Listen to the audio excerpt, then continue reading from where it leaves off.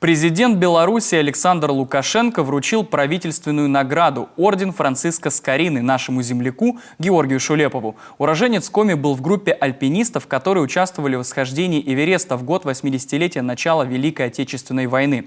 Таким необычным образом скалолазы решили отдать дань памяти героям Второй мировой. С собой они поднимали государственные флаги своих республик и копию Знамени Победы. Впрочем, добраться до вершины удалось не всем. Альпинист из Беларуси был вынужден сойти с дистанции из-за болезни.